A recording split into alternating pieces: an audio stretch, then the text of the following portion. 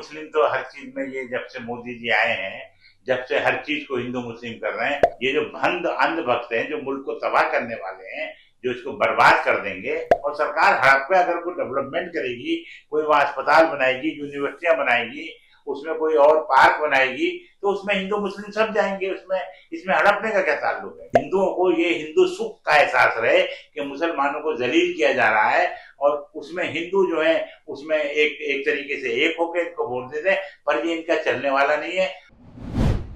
गाजी साहब, वक्फ कानून को लेकर जिस तरीके से सुप्रीम कोर्ट में सुनवाई चल रही है, सुप्रीम कोर्ट ने सरकार से कई थे कि सवाल भी पूछे, लेकिन अब मामला 5 तारीख तक टल गया। क्या लगता है कि वो वक्फ कानून पर सुप्रीम कोर्ट कोई सख्त फैसला लेगा? नहीं, देखिए, ऐसा है कि पहली बात तो सुप्रीम कोर्ट में सुनवाई नहीं चल रही है। सुप्रीम कोर्ट में लोग जो हैं, बहुत सारी पीआईएल डाली गई है और सुप्रीम कोर्ट के विचाराधीन है। अब उसमें जब कोई बिल पार्लियामेंट से पास हो जाए, लोकसभा से पास हो जाए, राज्यसभा से पास हो जाए और प्रेसिडेंट उसमें साइन कर दे, तो बहुत ज्यादा हम लोगों को उम्मीद नहीं करनी चाहिए सुप्रीम कोर्ट से कि कोई सुप्रीम कोर्ट उस बिल को निरस्त कर देगा, या उस बिल में कोई बहुत ज्यादा गुंजाइश नहीं है। लेकिन ये है कि सुप्रीम कोर्ट उसमें देखेगा कि कोई ऐसा बिंदु पॉइंट तो नहीं है कि जिसको बिल्कुल जो संविधान के खिलाफ है, तो उसमें कुछ हो सकता है कि कुछ रिलीफ मिल जाए। बाकी मेरे हिसाब से तो ये बिल पास हो चुका है। लेकिन जिस तरीके से किरण रिजिजू ने सुप्रीम कोर्ट को धमकी दी कि सुप्रीम कोर्ट को सरकार के मामलों में दखल देना नहीं चाहिए, वरना अगर सरकार सुप्रीम कोर्ट में दखल देगा तो अच्छा नहीं होगा। ये अब देखिए, किरण रिजिजू एक बहुत ही वरिष्ठ मिनिस्टर हैं। उनकी बात पे मैं ज्यादा तो कुछ तनकीद नहीं करना चाहूंगा, लेकिन किरण रिजिजू को चाहिए कि चूंकि सुप्रीम कोर्ट जो है वो सुप्रीम इसलिए है कि जो हमारा संविधान है, संविधान पार्लियामेंट हाउस और लोकसभा राज्यसभा से ऊपर संविधान है, और संविधान की रक्षा करना सुप्रीम कोर्ट का काम है। तो मैं समझता हूँ इस तरह की जो बयानात हैं, किरण रिजिजू जी को शोभा नहीं देते और उनको इस तरह के बयान से बचना चाहिए। अच्छा, जिस दिन सुप्रीम कोर्ट में सुनवाई हो रही थी, हिंदू पक्ष कह रहा था हम जीत गए, मुस्लिम पक्ष कह रहा था हम जीत गए, तो क्या लगता है कि कौन जीता है? नहीं नहीं, ये हिंदू मुस्लिम तो हर चीज में, ये जब से मोदी जी आए हैं, जब से हर चीज को हिंदू मुस्लिम कर रहे हैं। और मैंने तो उसमें आज एक डिबेट हो रही थी, मैंने कहा पहली बात तो ये कोई इस्लाम से तो वक्फ का कुछ लेना देना है नहीं। ये तो जो 12वीं सदी से पहली जायदाद किसी ने वक्फ की थी, और वो कोई जरूरी नहीं था कि वो उसी इस्लाम को फॉलो करते थे जो रसूल अकरम सल्लल्लाहु अलैहि वसल्लम ने इस्लाम बताया। तो इसलिए जो है हिंदू मुस्लिम का ये मुद्दा नहीं है। लेकिन आजकल ये फैशन हो गया है। ये जो अंधभक्त हैं, जो मुल्क को तबाह करने वाले हैं, जो इसको बर्बाद कर देंगे, इस मुल्क के जो है इस मुल्क का जो ढांचा है उसको जो डिस्टर्ब कर रहे हैं, वो उनको बोलने दीजिए, उनकी बातों पर हम तवज्जो नहीं देते। लेकिन ये जो नया कानून बनाना, क्या सरकार को वक्फ की जमीन हड़पने की साजिश है ये? सरकार कैसे हड़पेगी भाई? आज नरेंद्र मोदी की सरकार है, भाजपा की सरकार है, कल कांग्रेस की सरकार आएगी, फिर दूसरी सरकार आएगी। सरकार कोई अपने नाम पे कोई रजिस्ट्री तो मोदी जी थोड़ी कराएंगे। ये तो जो जमीन है, जो माफिया है, जो लैंड माफिया है, खासतौर से ये जो जितने भी लोग सुप्रीम कोर्ट में गए हैं, उनकी सब पीआईएल के पीछे उनकी मंशा ये है कि हमने जो जमीन हड़प रखी है और जो हम हड़पते रहे उनको हड़पते रहे। तो ये कोई सरकार के हड़पने का, और सरकार के पास तो है ही वो जगह। भाई वक्फ बोर्ड किसके अंडर में आता है? वक्फ बोर्ड का सुप्रीमो जो है वो तो प्राइम मिनिस्टर ऑफ इंडिया है। दूसरी बात यह है कि जो स्टेट गवर्नमेंट है, 29 या 30 स्टेट हैं, उनके जो वक्फ बोर्ड के इंचार्ज है वो मुख्यमंत्री होते हैं। तो इसलिए सरकार के पास तो है ही वो सारी चीजें। सरकार कैसे हड़पेगी? और सरकार हड़प पे अगर कोई डेवलपमेंट करेगी, कोई वहां अस्पताल बनाएगी, यूनिवर्सिटियां बनाएगी, उसमें कोई और पार्क बनाएगी, तो उसमें हिंदू मुस्लिम सब जाएंगे। इसमें हड़पने का क्या ताल्लुक है? लेकिन गाजी साहब, अगर हम बीजेपी की सरकार की बात करें, ना उनका राज्यसभा में कोई एमपी है, ना लोकसभा में कोई एमपी है, ना कोई मंत्री है, ये अगर मुसलमान हित की बात करती है, भी तो शक के दायरे में आता है। नहीं, वो तो इनके पास ईडी है, इनकम टैक्स है, और इनके पास जो है वो दूसरे डिपार्टमेंट हैं।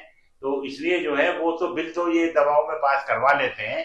लेकिन कुछ बिल ऐसे होते हैं कि जो मुसलमानों को उसमें खुश होना चाहिए, जिसमें ट्रिपल तलाक का बिल था। औरतों को परेशान किया जा रहा था, कोई भी औरत को जो है तलाक दे देता था, तो उसमें एक ये हो गया कि भाई औरत को एक टूल मिल गया, एक आला कार मिल गया कि भाई अगर आपके साथ ज्यादती हो रही है तो आप केस कर सकते हैं, पुलिस में जा सकते हैं। इसी तरीके से किसानों का बिल आ रहा था, अगर किसानों का बिल पास मान लेते तो उसमें कारपोरेट फार्मिंग होती, उसमें हेलीकॉप्टरों से, बड़ी बड़ी मशीनों से जो है फार्मिंग होती, और किसानों की आय वाकई में दुगनी तिगनी हो जाती। लेकिन वो बिल भी लोगों ने हंगामा मचा के निरस्त करते। तो गवर्नमेंट देखिए, नरेंद्र मोदी को मालूम नहीं है कि आज हमें कल हम नहीं रहेंगे। वैसे भी नागपुर से तो शायद संदेश आ गया कि सितंबर में आपको जाना है। तो सरकार कोई भी जो बिल लाती है वो परमानेंट नौयत के होते हैं, उसमें सरकार का एकदम कोई फायदा नहीं होता है, ना सरकार अपने नाम पे रजिस्ट्री कराएगी। ये तो हमारी और आपकी सरकार की चीज, हमारी आपकी चीज है।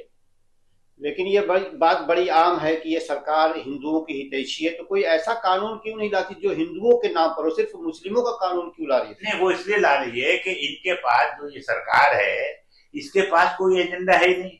डॉलर जो है वो 87 पहुंच गया, पेट्रोल इस वक्त 50 साल में सबसे नीचे डाउन है पूरी दुनिया में। हमारे यहाँ पेट्रोल डाउन नहीं हो रहा है, भुखमरी हो रही है।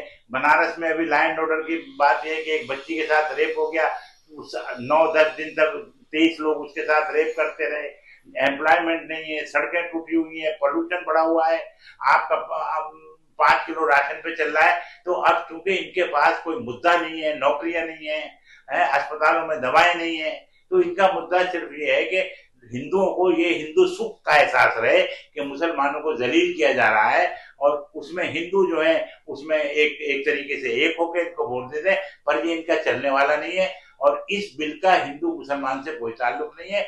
और ये मुसलमानों को तो क्या करेंगे, मुसलमानों को एक जर्रा बराबर भी वक्फ बोर्ड से फायदा नहीं रहा। आप बताइए ना, आपको क्या फायदा था, मुझे क्या फायदा था? वो जमीन रहे ना रहे, सरकार के पास रहे, माफिया के पास रहे, ओवैसी के पास रहे। अभी क्या आप कहते हैं मुसलमानों के पास सबसे बड़ा अस्पताल बना हुआ है हैदराबाद में, असदुद्दीन ओवैसी के वालिद साहब ने बनाया था। तो वो मुझे लेके गए थे शरद पवार के यहाँ, तो मैंने पूछा किस लिए जाना है? कह रहे हम डिफेंस की जमीन पर हमने अस्पताल बना लिया है, और शरद पवार ऐसा ना हो गिरा दें। तो आप तो जो है डिफेंस की भी जमीन पर कब्जा करके अस्पताल बना दिया, आप वक्फ की भी जमीनों पर कब्जा कर रहे हैं। तो आम मुसलमानों को क्या फायदा है? ये मौलाना, ये जमीयतुल उलमा, ये असदुद्दीन ओवैसी, ये फला, ये जो वक्फ बोर्ड का ये अमानतुल्लाह, ये सब उसका मजा ले रहे थे। आम मुसलमानों को ना कोई फायदा है ना नुकसान है।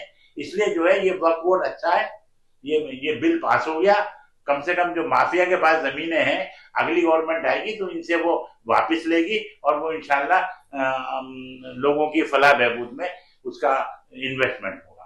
भाई साहब, 5 तारीख को फिर से सुप्रीम कोर्ट में सुनवाई है, तो क्या लगता है कि 5 तारीख को सुप्रीम कोर्ट कुछ बदलाव का सुझाव दे सकता है, या कानून निरस्त कर सकता है, या फिर सरकार के पक्ष में फैसला आ सकता है? नहीं, देखिए, सरकार के पक्ष में तो है ही है फैसला। हो सकता है कि सुप्रीम कोर्ट के जज वाकई में वक्फ बोर्ड को निरस्त तो नहीं करेंगे, लेकिन कहीं ऐसा ना हो कि वो जस्टिस चंद्रचूड़ की तरह जो है बैठ जाए मंदिर में जाके कि भाई भगवान बताओ मुझे क्या फैसला करना है। या हो सकता है कि कोई उसमें एक आध अमेंडमेंट करें, निरस्त नहीं कर सकते ना। सुप्रीम कोर्ट कैसे निरस्त करेगा आपका? जब वो जो इलेक्शन कमिश्नर का जब ये बिल लेके आए, उसमें ये था कि चीफ जस्टिस ऑफ इंडिया होंगे, अपोजिशन की तरफ से जो अपोजिशन लीडर होंगे, उसके बाद आपका जनाब प्राइम मिनिस्टर होंगे। तो वो कहाँ निरस्त किया? कोई भी निरस्त नहीं किया। आज भी वो उसी तरीके से काम हो रहा है। अभी आपने पूर्व जस्टिस का जिक्र किया, जो अभी मौजूदा हैं खन्ना साहब सीजीआई, वो ये कह रहे हैं कि जब मैं कुर्सी पर फैसले के लिए बैठता हूं तो मैं भूल जाता हूं कि मैं किस धर्म का हूं। नहीं, देखिए, संजीव खन्ना साहब का ट्रैक रिकॉर्ड बहुत शानदार है। उनकी अदालत में मैंने भी एक केस जो था, जब वो सेशन जज थे, तो उनका रिकॉर्ड बहुत शानदार है। और जब से वो आए हैं कोई फैसला ऐसा नहीं हुआ है कि लोगों को उंगली उठानी पड़े। लेकिन सुप्रीम कोर्ट के भी अपने लिमिटेशंस हैं। सुप्रीम कोर्ट को भी ये है कि उसमें जो हिस्सा ऐसा होगा जिसमें कि सुप्रीम कोर्ट को लगेगा इस संविधान के खिलाफ है, उसी में संविधान कुछ करेगी, मुझे ऐसा लगता है।